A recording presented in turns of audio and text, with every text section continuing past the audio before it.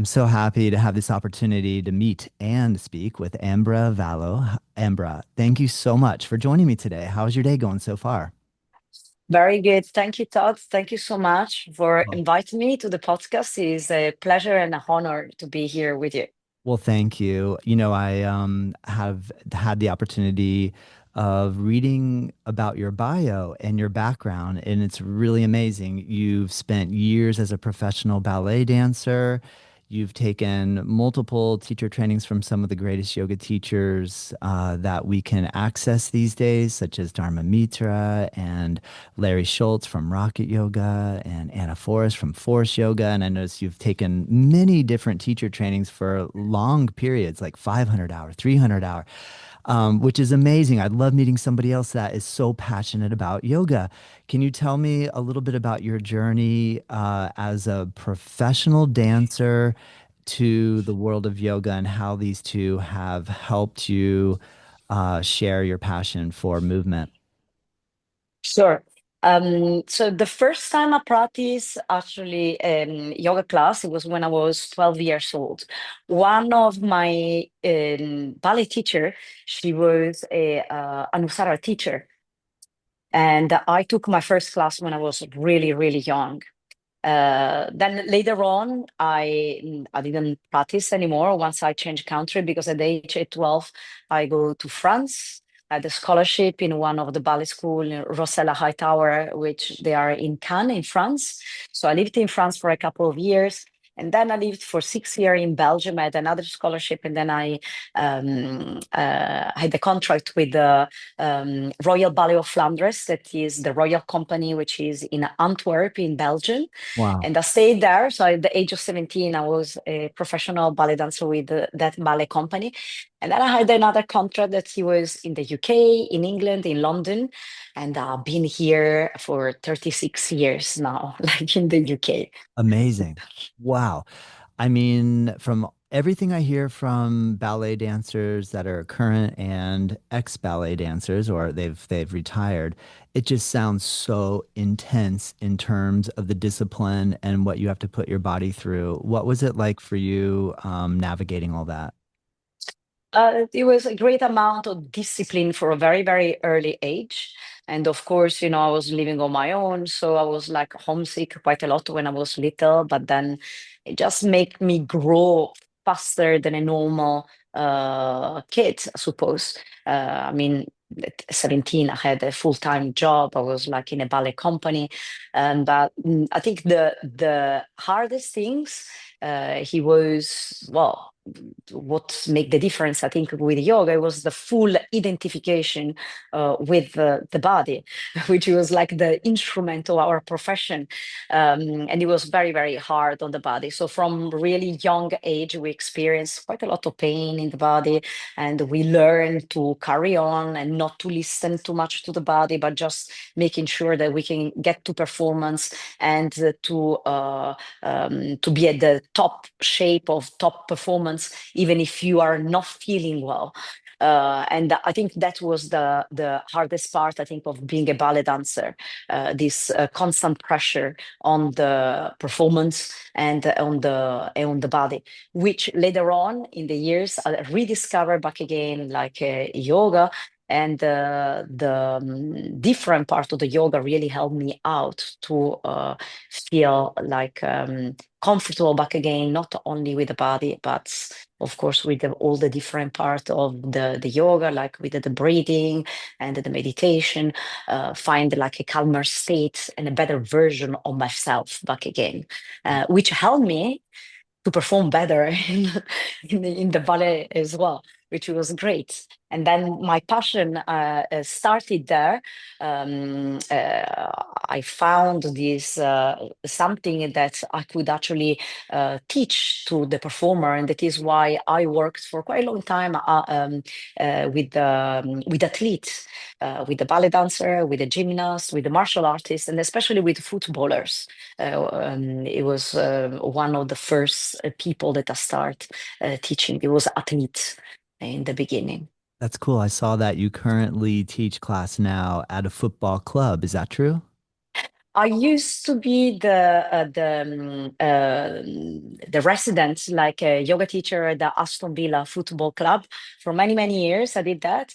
And now I live in the countryside. We are in the middle of nowhere here in the Buckinghamshire, just in the middle of the fields. So I made the choice of having like a more calmer life here in the countryside, and I left Birmingham. And now we are much closer to London, but in the north of London, in the countryside.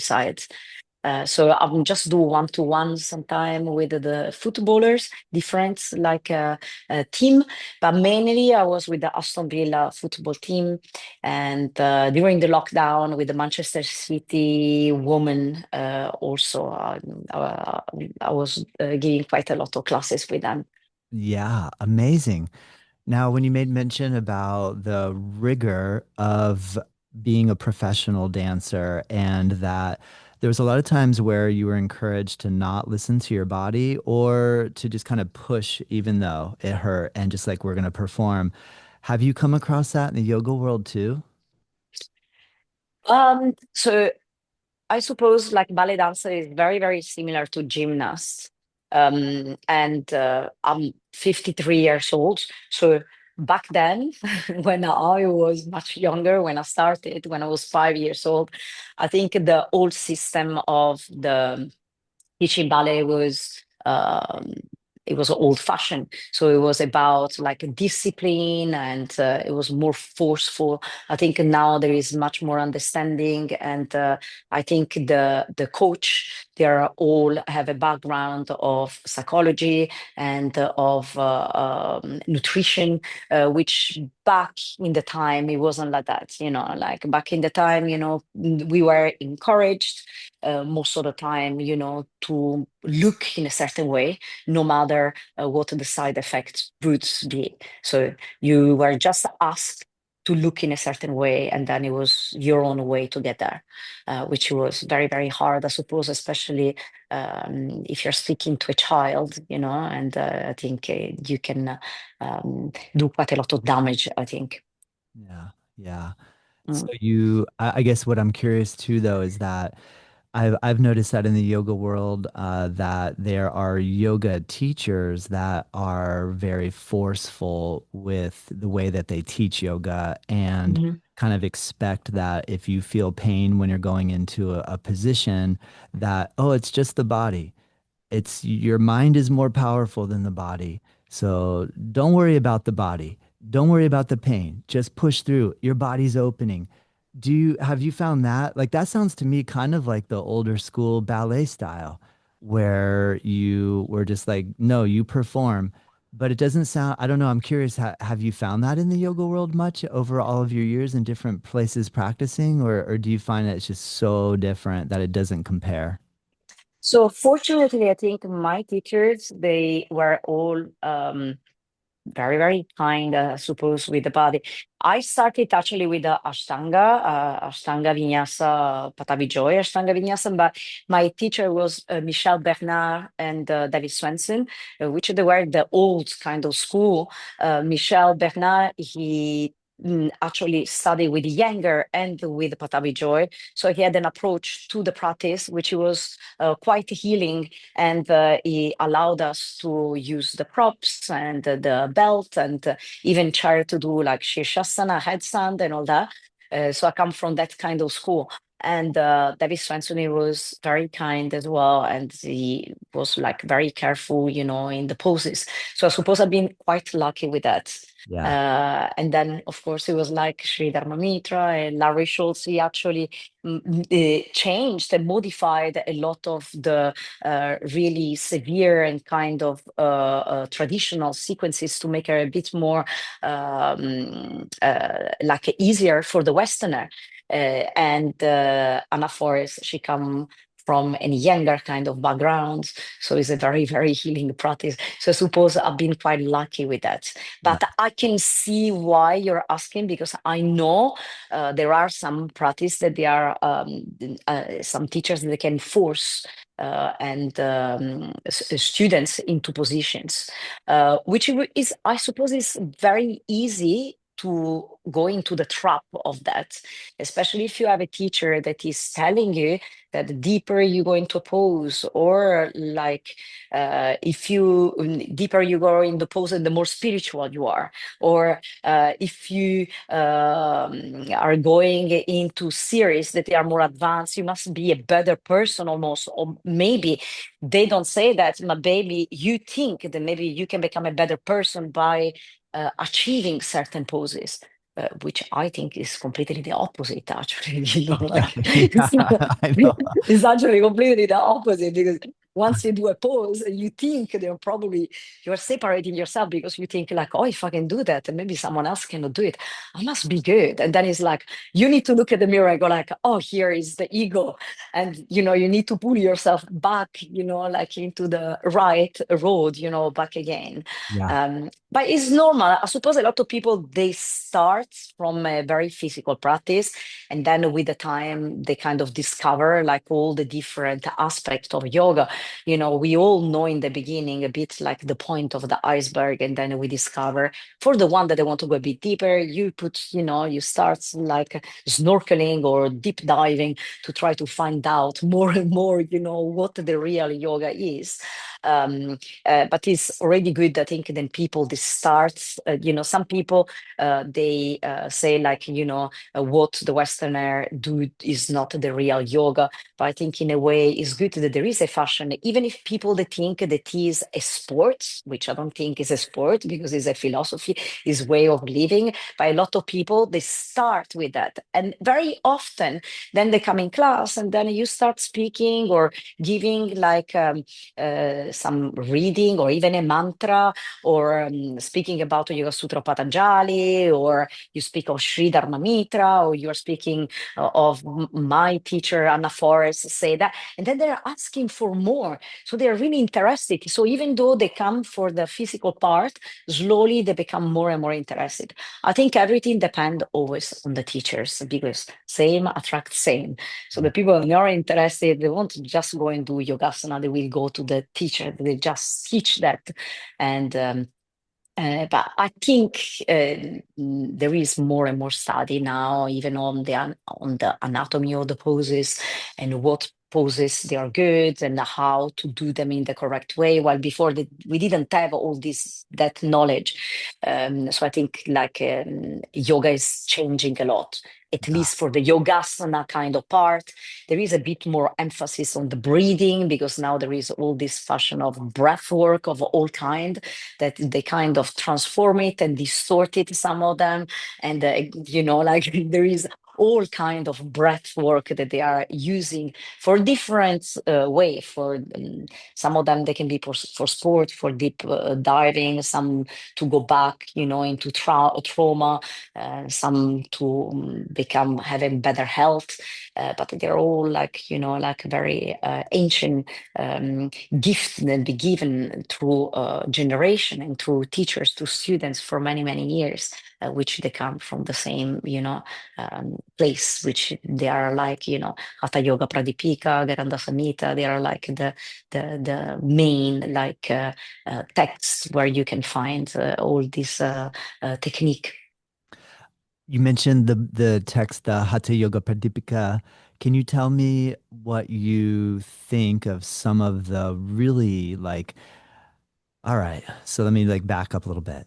So maybe a yoga practice that seems really easy, maybe we could just pick and say, easy to do an asana practice and bend over and maybe touch your knees, kind of like a chair pose. So we say, okay, Hmm. that's not so scary.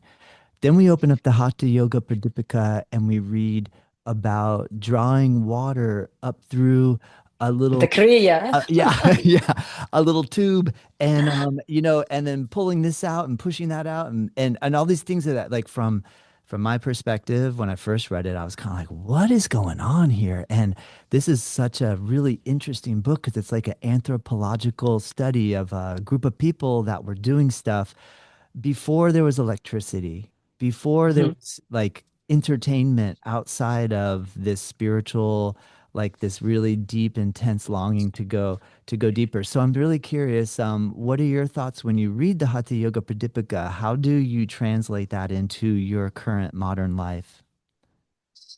No, Hatha Yoga Pradipika is the main text of the Hatha Yoga, which is we have the five most principal elements: the asana, pranayama, kriya, mudra, bandha. So it's quite important for the practitioner that wants actually go into all this cleansing technique, but also using energetical lock, mudra, the seal of energy, which before they were together, the mudra bandha, and then they separate them. So the people that they're doing a lot of pranayama, I think, is one of the main texts that they can see, like the technique. I think it's very useful. It's a very strange book at the beginning when you're reading about, suppose under the guide of a guru or like a good teacher, they can explain to you. I never did all the technique. Also because I experiment all like this technique with Sri Dharma Mitra. And he taught about all of them, but then we do like the easier one, which will be like the Kapalabhati. We're doing like the shining skull, or we are doing the neti, which is like with water through the nostril, the quite the easy one, or the dauti, which is the simple one, not the really like complex one, the one with the hot water in the morning with the lemon, and like if you're not vegan, maybe with honey, or otherwise with agave, or like something just to make it like a bit sweeter, in the morning. That is the one that's we practice the most. And Trataka we did also with Sri Dharma Mitra with the candle as the part of the Kriya. The other Kriya I read, I actually teach them even in the teacher training, but I don't really like make them like do to the students. I know that there are some places and some teacher training, even in India, where they made them do each one of them. Now, also some of them, I think we are in a modern world, and you can go like in a clinic if you want to do like a gastric wash, or you want to do a colony irrigation. You can do these kind of things. But also, we must think that they are very, very old book.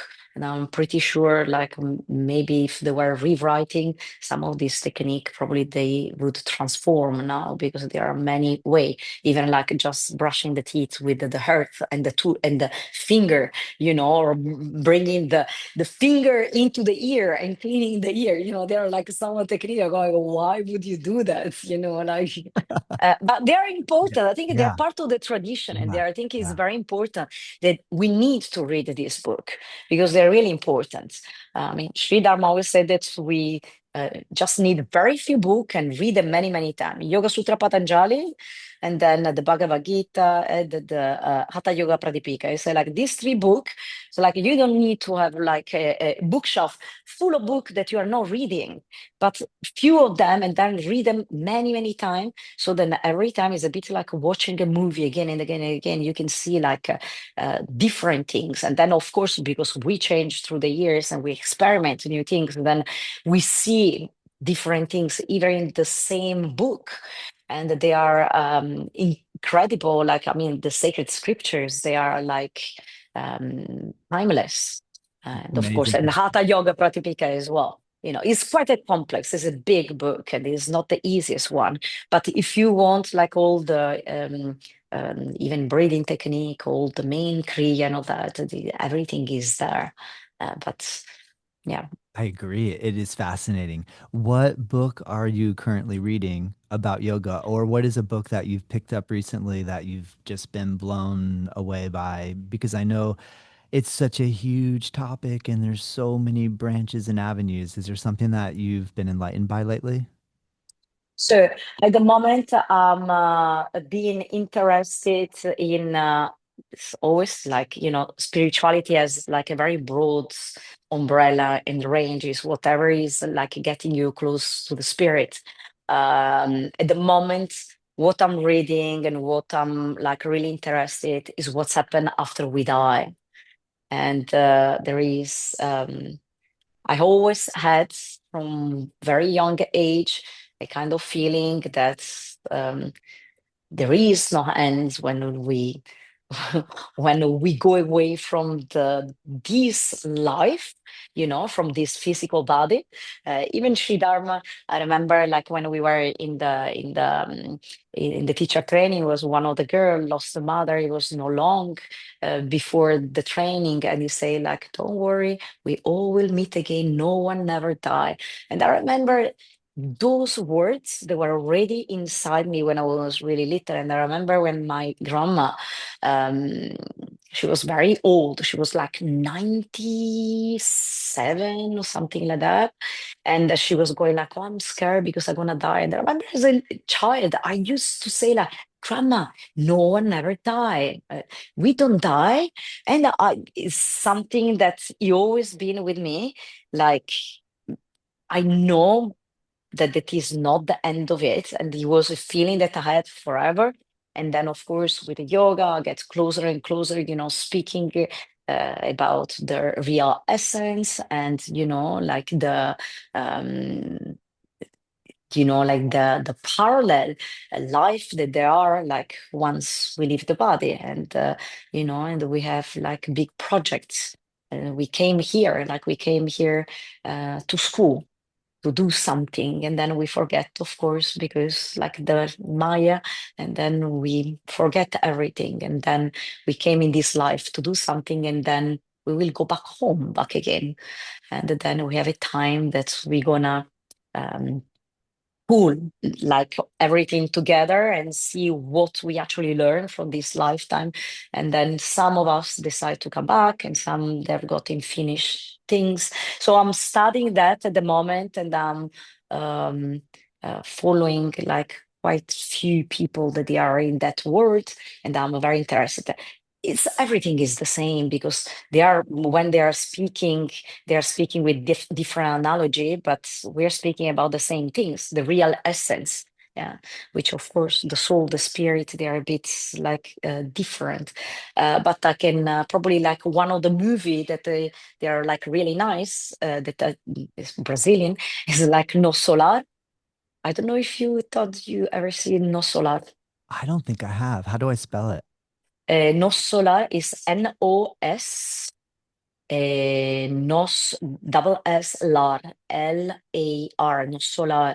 No, I'll write it down And and check it out. I have not seen is that. is one of the most famous Chico Xavier, which is one of the most famous medium that existed. Is Brazilian, and he wrote like 400 book Oh, on wow. the canalization that he had from what's happened after we die, because he had, and he wrote all this book, and then he gave everything in charity. So he lived a very, very simple life, giving everything in charity through this canalization. And then they did like a movie. And there are people that have got this sensitivity that they can actually, um, they've got, they can go during the night, or maybe they can move in between the two worlds. And then I find that very interesting at the moment. That is so So, cool, Ambra. I'm really glad you told me that. I love hearing about that because I'm fascinated by the same thing. And I can't wait to check out the author of the book that you're talking about. That yeah. because I've never heard of. So I really appreciate getting introduced to something new. Mm, And I just to share a real quick story, I along the lines of what you're saying, I came across a website where somebody said one way that you can practice developing intuition to be able to potentially gain insight into some of the questions like you're mentioning.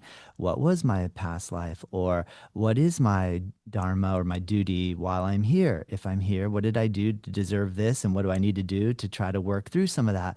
And so somebody said, well, try out this website where it's called remote viewing, a remote view target. So you go on the website and you just type in anywhere on Google remote view target, and it'll say, okay, we've selected a picture.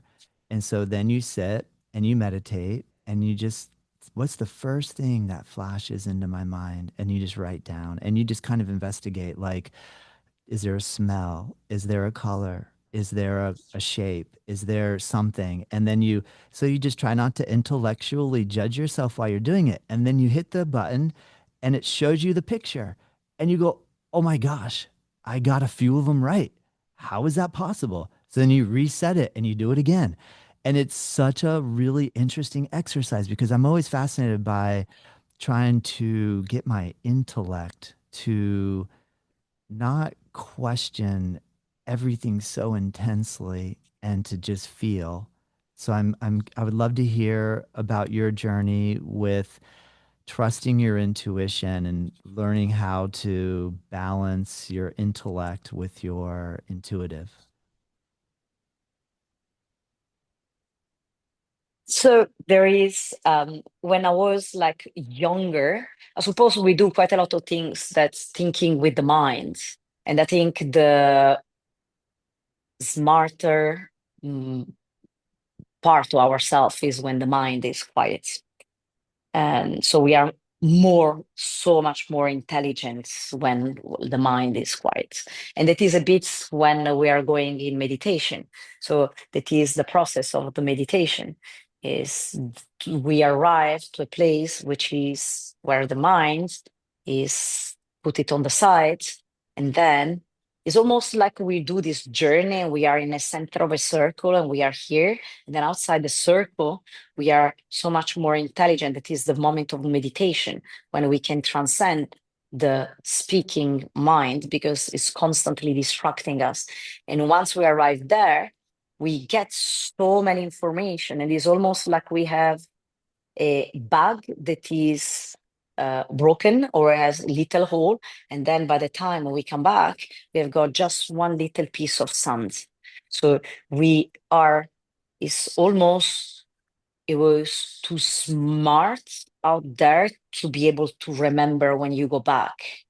And then with this little bit of light that we bring back with us, we try to find back again the way to go back to that point. And every time we bring back these little fragments of what we collect down there, but we can never actually bring the whole thing. So we get there and we have this sensation of I understand now. And then when you come back, it's just a little fragment. And this little fragment is the one that is like giving you uh, the wheel and to go back and to go back and do like your part of the sadhana with the meditation so that you can get to that point. I Yeah. don't know if I answer actually your That was question. Yeah. great. I Yes, that guess was like exactly. No, I love the way you explained it because it's a concept that's not yeah. easy to put into words, but I love the way that you painted that picture. That was really cool. And I like hearing, I'm trying to ask everybody this question because I find that each person's interpretation of how you access that and how you put it into your practice, Mhm. that's so cool. I like the way that you're saying like from the grain of sand, and you can't pull all of it back with you, but maybe you take a little tiny bit.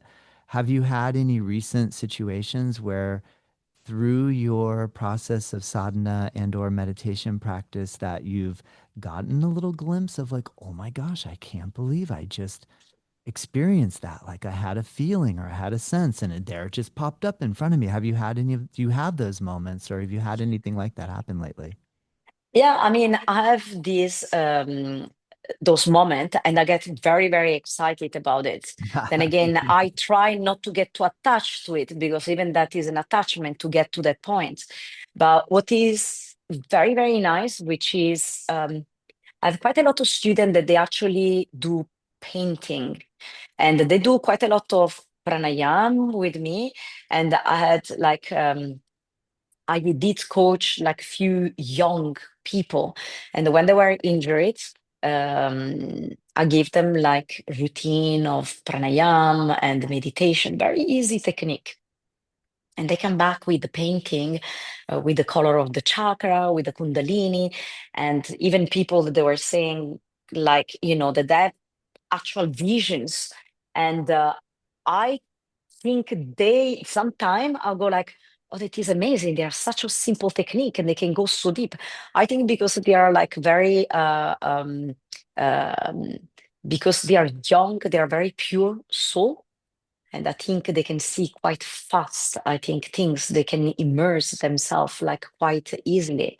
And I get quite excited. And then there is a part of me and go, like, I cannot get there. How come they see all these things? I never saw all these things. But then I get very excited. It is great.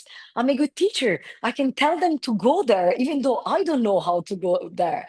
But the little I actually, the uh, few time that I go a bit deeper, um, it was, like when um, I actually less expect it, let's say.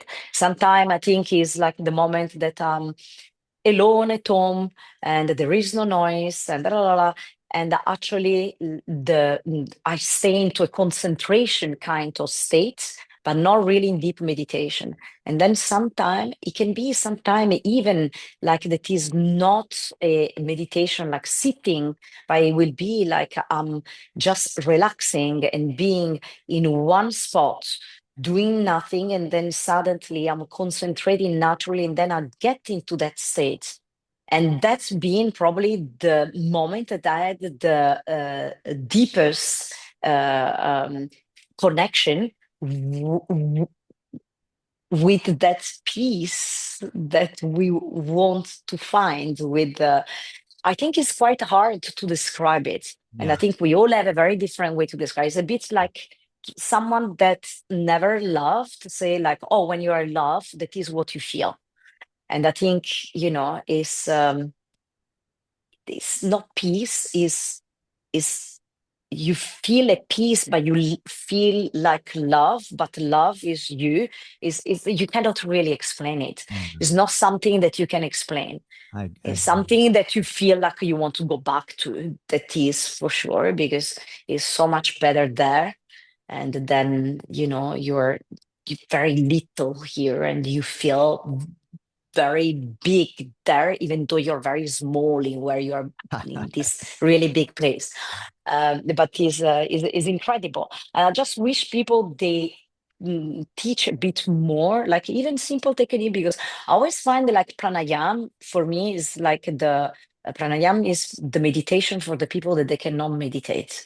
Because sometimes even doing a very simple pranayam, even without counting, in out through left nose, exhaling right, inhaling right, exhaling left, and Adi Shodhana pranayama. If you do for a very long time, it can become very meditative, and it has an effect on body and mind that is much higher, and is so powerful, I think.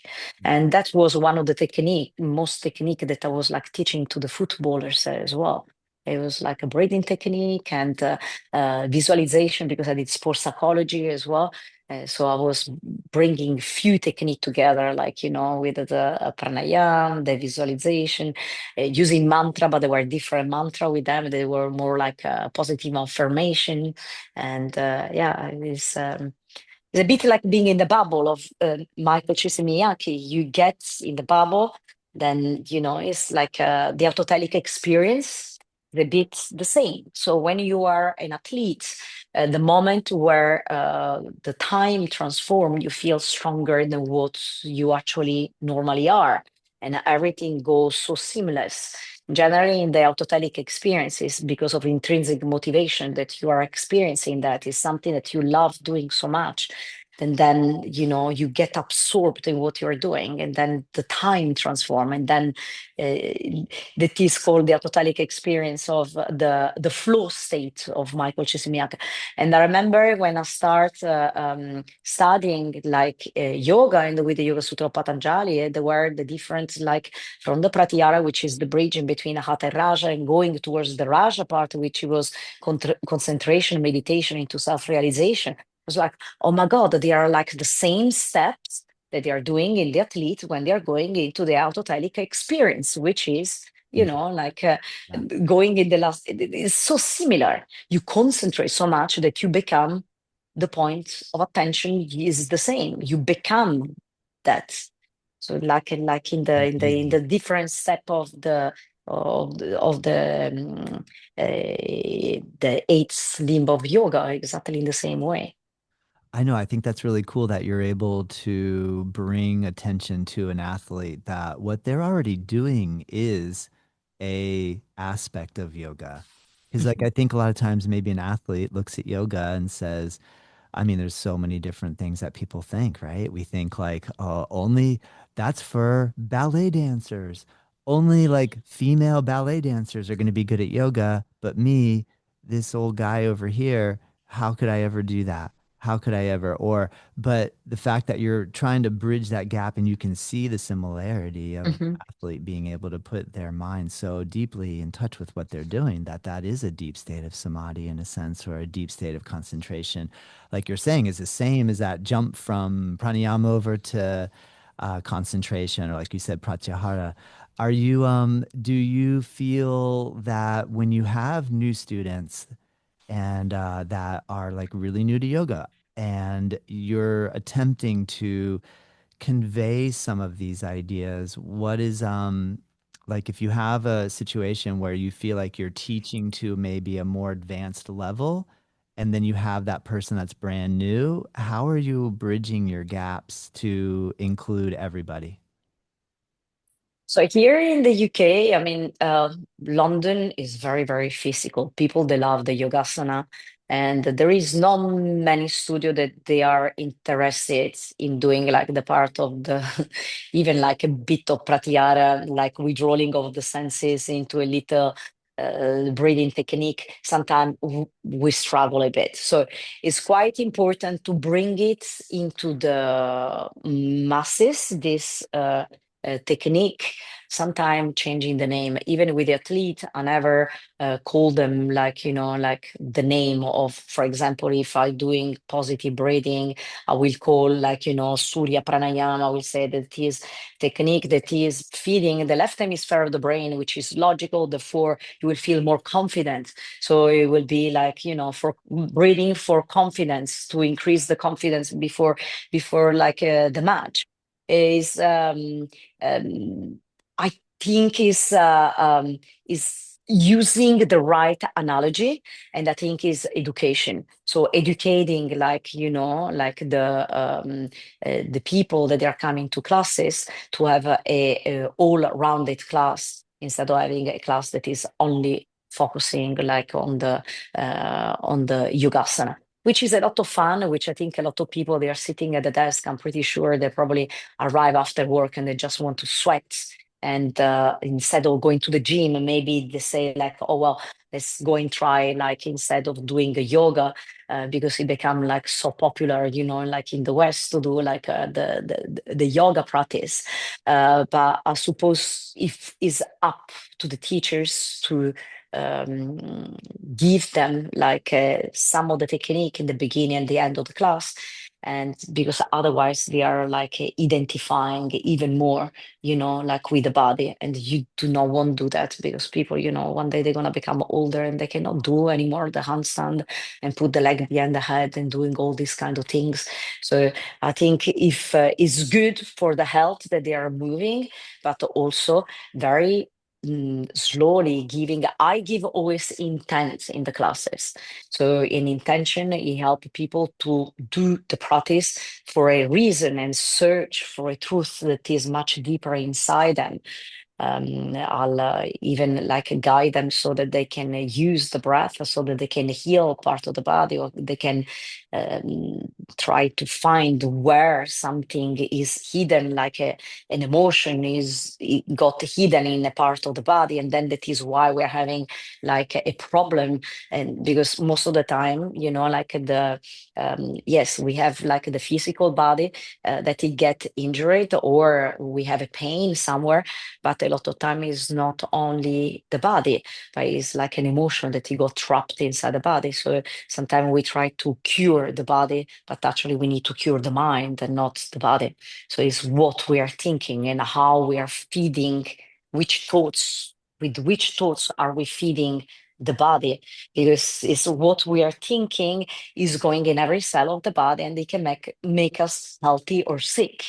And sometimes what is more important with the students sometimes is actually working on the mind more than on the body, or making work on the body with a very serene mind, so that they are not doing the position in a competitive way or just to try to achieve a shape, because that is like pretty pointless. There are Yeah. like people that they can do contortion and we're not able to do that. So we're doing, or they can stand on one hand, and they do like performances in Cirque du Soleil, and they can do a handstand so much better than what we can do.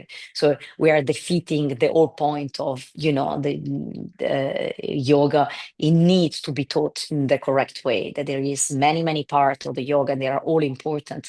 But if we're focusing only on one part, which unfortunately is the one that is the most common, but in a way, it gives us access to people starting to come to class, and is a first introduction. Yeah. And I think, when people they walk for the first time in the studio, they are coming, at least here in England, we have many ethnicity, we have many religion, we have many belief. So even like speaking about, when we are speaking about doing the om at the say in the beginning of the class, I sometimes need to explain, it's like amin, amen. And when we chant the mantra, which I love chanting the mantra, we are like not chanting to something that is external, but is a quality that we already have within us. And we are trying, is a bit like a drum inside the heart, and we are trying to start, like back again, feeling this vibration that they are through the words, but then those words and this mantra, which mean beyond the mind, manas and tra, which is beyond the mind, they are awakening something that is already within us. And so I tried to explain, you're not chanting to another god if you believe in something. And I try anyway to teach in a very like neutral kind of way, Yeah. not as a religion, even though come from the Hinduism, the Buddhism, the Jainism, but like a lifestyle. So it's a way of living. And I think when people they can find their own way, because I think there is no one way, there is many way, there is many things out there, and each one of them they need to find the what work for them. And it's not the one is wrong and one is right. What will work for you? And then maybe in another time of your life, something else it will work for you. And maybe you go back to what you started. And maybe even in different time, I was saying, of the week or time of the month or time, you will feel like you need different things. Sometimes I like to, stamp the feet on the ground and do like, like really like a ritual with, with the feathers and with the drums and with sage.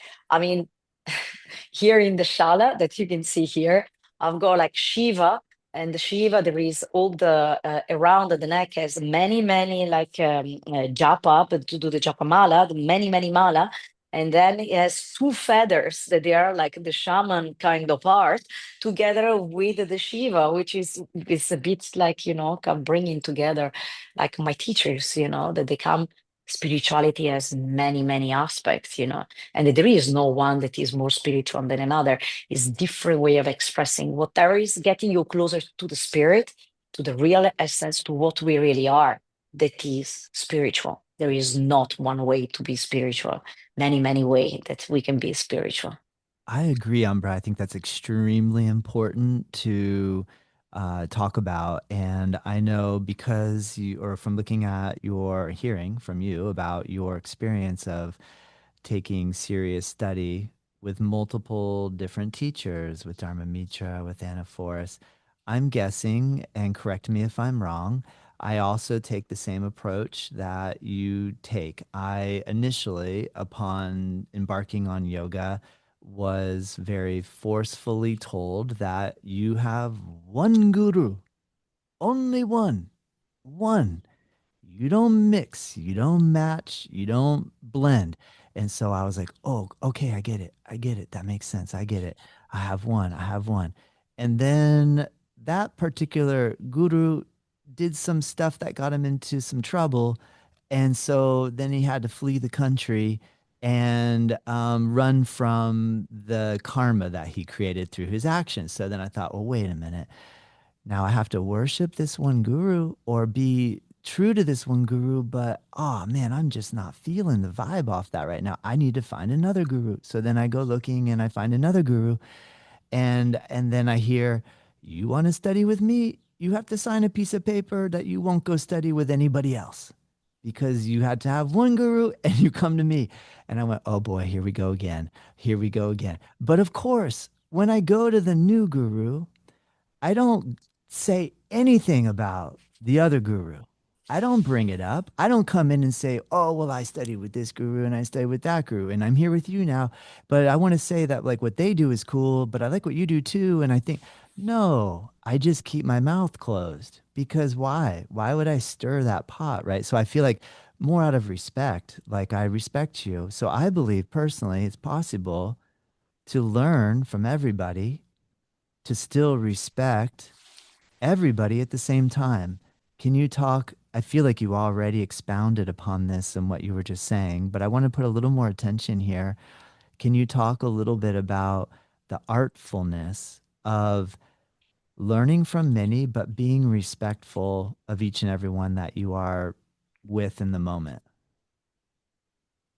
So I think the daughter of many father and mothers.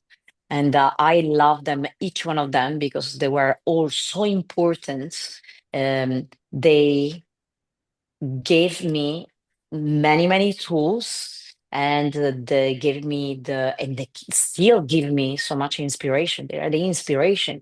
And I'll bring them always in my heart, and I share many, many of their teaching to my students. And I keep saying to the students, Sri Dharma Mitra say that, Anna Forrest say that, and Larry Schultz used to say that.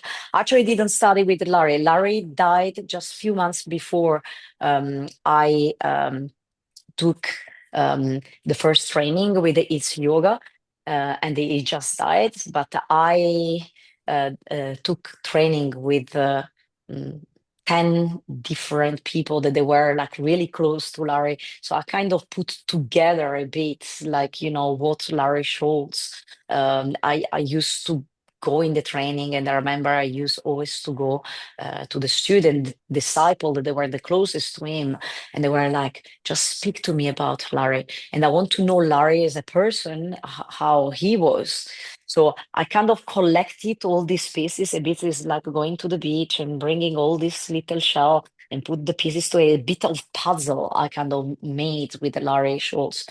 And then it was like I always say, like, I've got Mama Anna, Papa Dharma, and Uncle Larry. That is like, Yeah, the I love it. three, Yes, the yes. three people. And they are like, even in the personality, they were like, they are this incredible character and so different in between them, but they make like sometimes the more serious part, the more disciplined part, the more hurty, the more lighter, the more like funny is is almost like they gave me all the color, and of course each one of them let me paint the way how I want to paint. Of course, when you go to a teacher, even the people that I have many people that they were in the same class than me when we were in the training with the Sri Dharma or with the Anna Forest. We were like hundreds people inside this room, and we all came from the same training, but we all teach so different. Why? We cannot say that, oh, that is the real Dharma, the real Anna. It's like each one of us, with our own lens, we saw a part of them. And I think we are reflecting probably the side that it was uh, we were most attracted to them, and Mm, then we are sharing that part of them. yeah. But of course it's done sometime now. In these days there are people that they did study with Dharma many years ago, and some people they go like, oh, that is not Dharma Yoga, and I go like, yeah, it's Dharma 20 years ago, 30 years, of course, it's still, but he was like in a different time and he was teaching different. Yeah. They evolved, they are practitioners. All of these Larry Schultz and Anna Forrest and Sri Dharma Mitra, they all like practitioners. So of course he keep changing. And lately, I've been assisting Anna Forrest quite a lot in Bali for 1 month. I was with her at the 200 hour, and then I did Vienna in advanced training, and I was like in Naples, and then I did Ibiza with her, many. And she's so different than 10 years ago. Everything is so different, but it's normal because like they keep evolving, they keep changing. And Sri Dharma is exactly the same. It's very different when you come to London. Like I love one thing that I love being is a student. I love being a student. I think it's really important to completely get like taking off the dress of the teacher and going like teach me everything back again. I know nothing, tell me back again. And I think it's quite important, and I quite like it. And I remember like some people go like, but you have your own training, you do your own things, why you shouldn't do the assistant? I was like, I need to be an assistant because I need to control the ankara as well, the ego, because it's good that sometimes. And two, you need to be fed, and someone need to tell you sometimes because you cannot see. And I think it's good. And these new things, not always you completely agree with them, but of course there is such a deep respect, and Anna, she's like the curandera, she's the healer. She is the one that she's healing people that they are in such of, she come out of trauma and she's still helping people to walk in beauty. I respect Anna for all the work she's doing, and Jose Calarco as well. That is like the husband, and he actually Jose did the training with me when we were in Chicago, and he is the part of like the ceremonial part. He come actually from Jose. I think they are helping people to live a better life, even though they come from huge trauma. And the Sri Dharma is giving me the way of living well for many life because he's teaching us in such an easy way, such a complex concept. And I remember studying with other people and going like, I don't really understand, but I will just learn it from the book and I just repeat it. But then with Dharma, it was like he explained it with so many metaphors and it was so easy to understand. It was like he was speaking to children's, the way how he spoke to us. And Mhm. sometimes he didn't even need to speak. We just understood because we were next to him. And then somehow, I don't know how, but you just knew it. It's like very like, for me, there are these amazing character, these two that they are almost the yin and the yang, but together they are like so complete. Yeah. And I feel like I'm a bit of got these two sides, and then of course Larry Schultz for me is like, I used to come from a Ashtanga, and then um, coming from all this modification and make it like a practice which it was easier for the Westerner, and invented the power yoga the way. I mean, remember his manual 200 hour of Larry Schultz, they were beautiful. He was a poet, on the flower power kind of era of San Francisco, that he was speaking to the people that they were there. It was incredible. He was reaching those people. And it's a bit like Anna, he reached the right people with the right analogy that they need, you know. When I come back from teacher training with Dharma, I was teaching Dharma all the time, even with Karma Yoga. I was doing quite a lot of Karma Yoga. And I realized in a certain point, I couldn't use the same word and the same analogy for everyone. With certain people, I need to transform and make it okay. Is Arjuna, and is like with Krishna, and is us, the two family, and is the good and the bad we have between. But how this Arjuna that is like in London, that is the real Arjuna, that is at home, that is with the family, that is with the friends, that is like at the red light and someone is crossing and someone is doing something that you shouldn't do. So how can we bring it in a very easy way? In a way that everybody can understand. And Yeah. sometimes if you have like 3, 4 way to explain it, is much easier. So maybe you cannot reach everyone with only one lineage, but with different lineage, you have got many tools. And in the end, the yoga is like, and it's not to yoke because we are never separated. We forgot that we were separated. But is to bring it together. The moment that we said there is only that, or this one is the real like lineage and the other one is not, I think we are separating. We're not doing yoga anymore. Yeah. So Yes. I really hold the flag that they're all incredible. I love everything. Sometimes people laugh because they say like, every time you speak about something, you go like, "Oh, I love that. I love that." It's like, of course. You're And like, if I go in the studio, I try to yeah. practice with the owner, even if he's a lineage that I never did.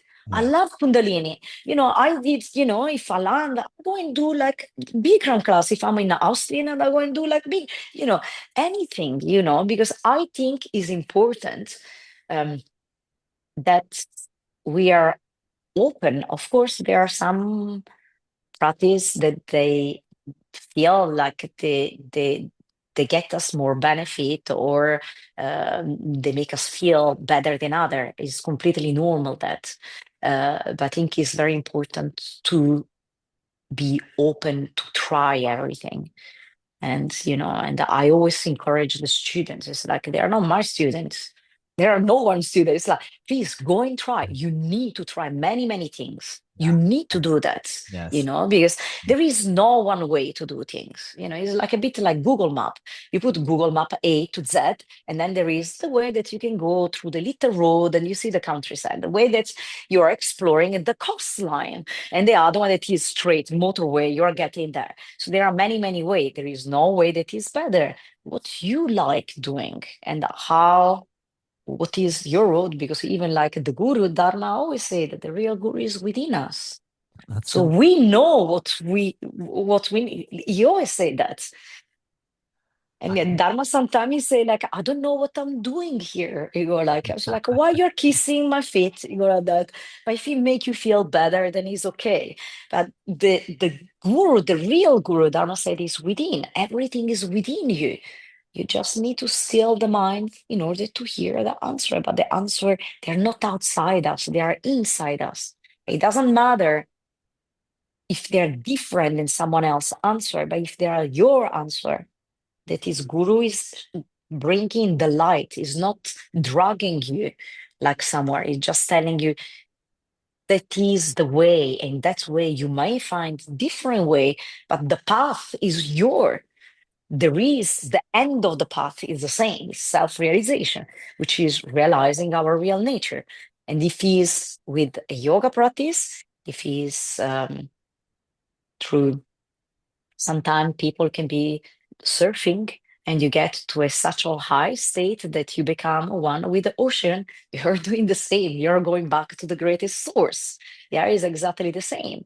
Or is being like in the not dream time, but is like, getting closer to what is the parallel state that is in between this life and other stages of life. There are parallel, yeah, where we have like, um, different like layer of existence that are beyond what can be seen by the human eye because we are vibration.